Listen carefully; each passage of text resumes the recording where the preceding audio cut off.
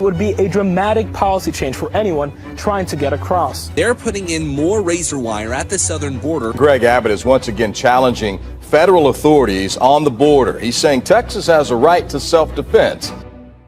The United States of America is not really united, if we're being honest, and this is because it has a lot of opinionated people in powerful positions. It's a miracle that we haven't seen a civil war in the U.S. by now, but we might be seeing one soon because there is something brewing at the Texas border that could change everything. There's a massive tension between the Biden administration and the state of Texas. This tension is now reaching a boiling point, and it's gotten everyone on edge. So what exactly is going on down there, and will there be a civil war? Join us as we discuss this shocking situation at the Texas border.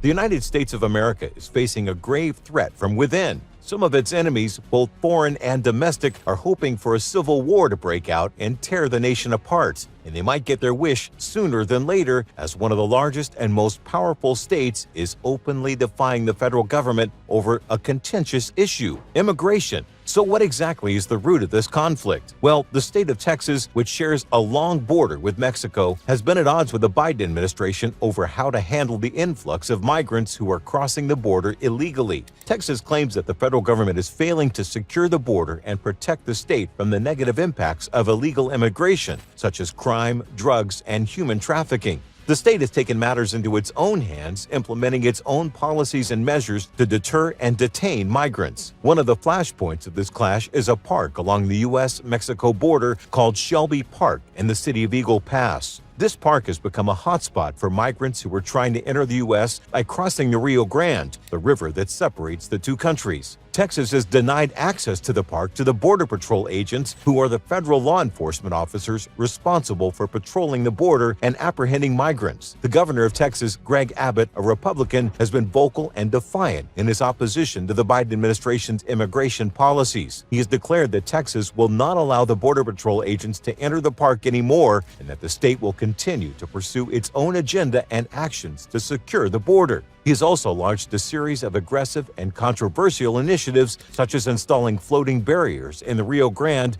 to block the passage of migrants and enacting a new law that would authorize the state and local police to arrest migrants on charges of illegal entry. Shelby Park is a scenic and peaceful park in Eagle Pass, a city that lies on the border between Texas and Mexico. The park covers about 50 acres of land that stretches to the edge of the Rio Grande, the river that marks the boundary between the two countries. The park is also a prime location to witness a rare astronomical phenomenon, a total solar eclipse that will occur in April and will be visible only in a narrow strip of North America. The city has planned a festive event at the park to celebrate this occasion. However, the park has also become the site of conflict and controversy, as Texas and the U.S. government are locked in a bitter dispute over the control and access of the park. The park provides a convenient and discreet way for immigrants to reach the river and attempt to swim or raft across it. In January, Texas officials took over the park as part of a larger operation called Operation Lone Star, which is the state's ambitious and aggressive campaign to stop illegal immigration and secure the border. The officials erected a fence around the park and blocked the entry of anyone, including the Border Patrol agents, who are the federal officers in charge of patrolling the border and arresting migrants. The mayor of Eagle Pass, who was not informed of this decision, was shocked and outraged by the state's action. He questioned the rationale and the timing of the move, pointing out that the number of crossings had decreased in recent weeks due to the colder weather and the increased enforcement by both the U.S. and Mexican authorities. The U.S. government was also unhappy and alarmed by the state's interference and defiance. Shortly after the fence was built, the Justice Department filed a petition to the U.S. Supreme Court asking it to order Texas to allow the Border Patrol agents to enter the park. The U.S. government argued that the park was part of the national border and security, and that the Border Patrol agents needed to access the park to monitor the river and launch boats into it. The governor of Texas, Greg Abbott, was not deterred or intimidated by the federal government's challenge. He defended his state's decision to restrict access to the park, expressing his frustration and anger over the situation at the border. He accused the federal government of being incompetent and irresponsible, and of allowing migrants to enter the country illegally through Eagle Pass, and and then transporting them to other states by buses. He said, "We said we've had it. We're not going to let this happen anymore." He vowed to continue his state's efforts and actions to protect the border and the state from illegal immigration. The conflict between Texas and the U.S. government over Shelby Park reached a new level of intensity and hostility on Saturday, January 13th, when a tragic incident occurred near the border. 3 migrants who were trying to cross the Rio Grande from Mexico to the U.S. drowned in the river, and their bodies were recovered by the Mexican authorities. The incident sparked a heated exchange of accusations and denials between the two sides as they blamed each other for the death of the migrants and the failure to prevent it. The first to speak out was U.S. Representative Henry Cuellar, a Democrat who represents the Texas border district that includes Eagle Pass. He condemned the state of Texas for blocking the access of the Border Patrol agents to Shelby Park and for preventing them from doing their job of securing the border and saving lives. He said that the state's action was irresponsible and reckless and that it put the migrants and agents at risk. The Texas Military Department, which is in charge of the state's border operation, responded by rejecting the claims of the U.S. representative. It said that the allegations that the state hindered the Border Patrol agents from rescuing the migrants were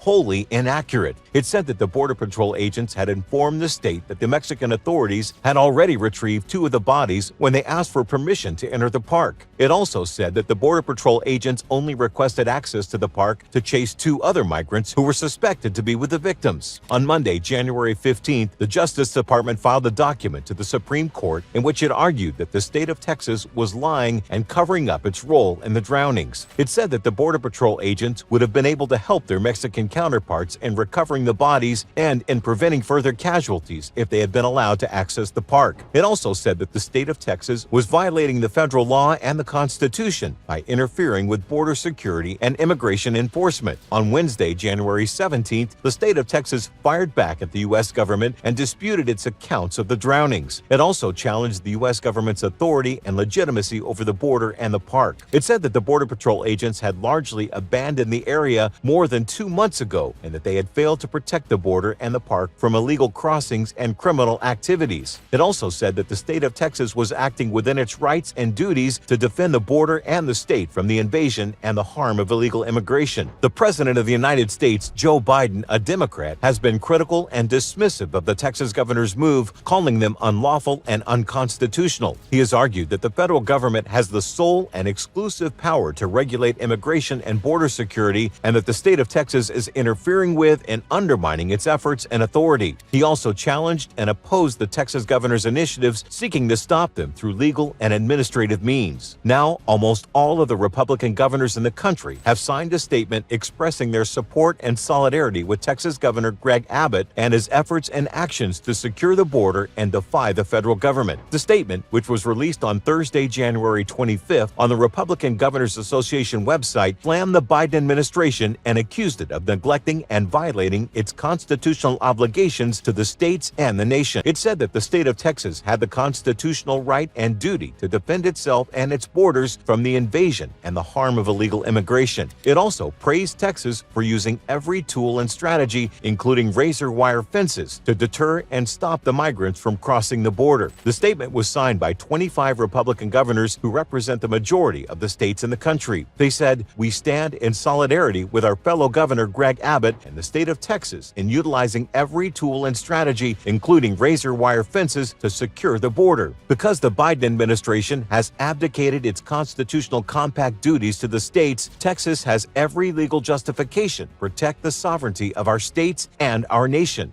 The next day, the White House responded to the governor's statement at a press briefing. The White House press secretary, Karine Jean-Pierre, dismissed and criticized the statement and said that it was not helpful or constructive. She said that the governors should instead work with the federal government and Congress to address the issues of the border and the immigration system. She said that they should urge their congressional members and senators to provide the resources and the solutions that their states need to deal with a broken system. She said, "I would say to them that if they truly want to help with the issue at the border with the immigration system that they need to talk to the congressional members, the senators in their state. They need to ask them to make sure that they have the resources they need within their respective states to take action to actually deal with a broken system. In the midst of all this, the former president of the United States, Donald Trump, has expressed his admiration and approval for the Texas governor for his bold and brave stance against the Biden administration over the issue of border control. The state of Texas is refusing to let the Biden administration enter and remove the razor wire that is installed in a busy area for migrants who are entering the U.S. illegally. The conflict is part of a larger and more intense feud over immigration between the two sides. In a speech that was dominated by the topic of border security, Trump said that Texas deserved to receive full backing and assistance in its efforts and actions to stop and deter migrants along the U.S.-Mexico border. The state is limiting the access of the role of the U.S. Border Patrol after the Supreme Court ruled that the federal agents had the right and the power to cut and remove the sharp metal fence. Trump said, "When I'm president, instead of trying to send Texas a restraining order, I will send them reinforcements." He addressed a crowd of supporters in Las Vegas where he held a rally on an indoor soccer field in a neighborhood that had a large Latino population. He said, "Instead of fighting border states, I will use every resource, tool, and authority of the U.S. president to defend the United States of America from this horrible invasion that is taking place right now." What do you think about this situation? Let us know in the comments section.